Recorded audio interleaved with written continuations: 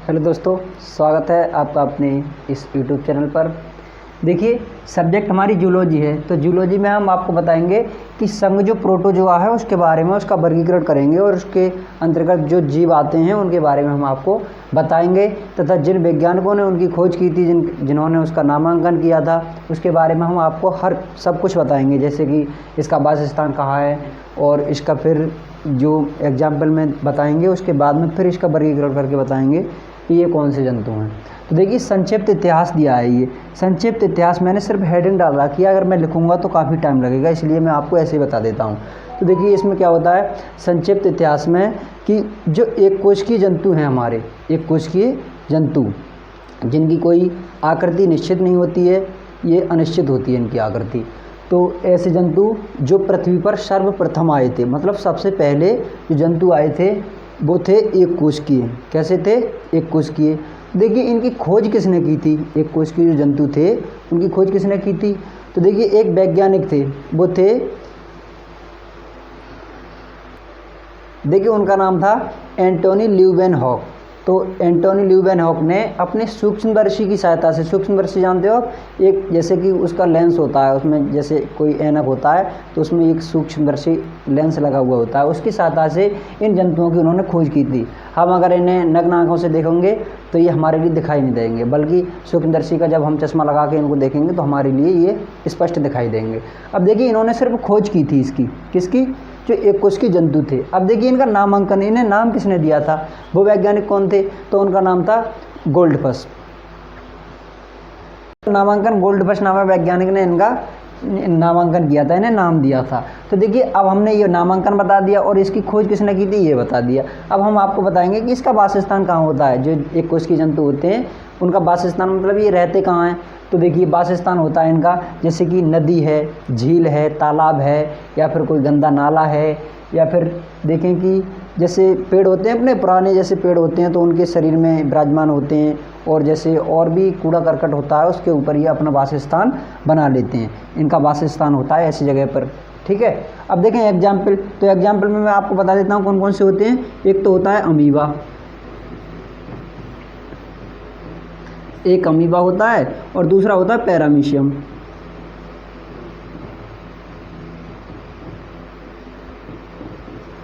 Paramecium, amoeba और paramecium, ये दो हो गए हमारे।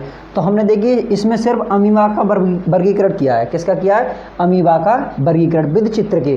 तो देखिए, वर्गीकरण में क्या होता है, ये जो जगत है इसका, अमीबा का जगत क्या होगा? देखिए, जगत के नाम से हम प्रोटिस्टा को जानते हैं। किसको जानते हैं? प्रोटिस्टा के लिए जगत इसका प्रोटिस्टा होता है। अब संघ की बात करें तो हमने देखो पहले बता रखा है, संघ क्या है इसका? प्रोटोजोआ। क्या है ये? संघ प्रोटोजोआ। ठीक है, अब बात करें हम वर्ग की, तो वर्ग इसका क्या है? वर्ग है इसका सार्कोडेना। क्या है? सार्कोडेना। अब गण की बात करें तो गण है हमारा लोबोशिया, और वंश अमीबा, और जाति प्रोटियस। क्या है? प्रोटियस। अब देखिए, अमीबा का ये चित्र बताया है, ये चित्र बना के दिखाया है मैंने। तो इसमें देखें कि ये जो दिख रहा है ये क्या है और ये क्या है, इनके बारे में मैं आपको सब बताऊँगा। ये देख रही है, देखिए ये दिख रहा है आपको, इन्हें बोलते हैं हम पादप कूटपाद।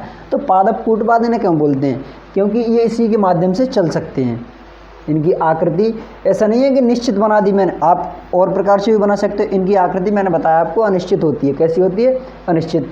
जैसे कि मैंने इस प्रकार से बनाई, आप दूसरे भी प्रकार से बना सकते हैं, फिर भी कोई गलत नहीं कर सकता। अब पादप कूटपाद की बात करें, इनके पैर होते हैं तो क्या होता है, जैसे कि चलने से, रगड़ने से इनके क्या होते हैं, ये टूटते रहते हैं, इसलिए हमने इनको लिए कूटपाद का नाम दिया है। क्या दिया है? कूटपाद का। अब देखिए, ये क्या है? ये है माइटोकॉन्ड्रिया। तो माइटोकॉन्ड्रिया आप पढ़ चुके होंगे, नहीं पढ़े हैं तो हम अगली वीडियो में आपको विद चित्र के बताएंगे। ये जो है वो माइटोकॉन्ड्रिया है। अब ये क्या है? इसके अंदर पाया जाता है एक संकुचन रोलधान, इसके माइटोकॉन्ड्रिया के अंदर पाया जाता है वो।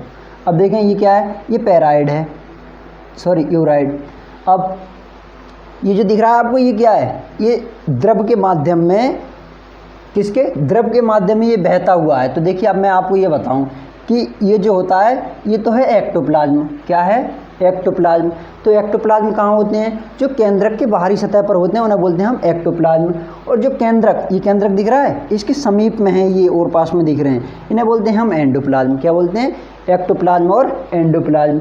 ठीक है, अब केंद्रक के बारे में तो देखिए केंद्रक के बारे में भी हम बताएंगे आपको, और माइटोकॉन्ड्रिया के बारे में बताएंगे। दूसरा रह गया हमारा पैरामीशियम, तो पैरामीशियम को भी अगली वीडियो में आपको बताएंगे।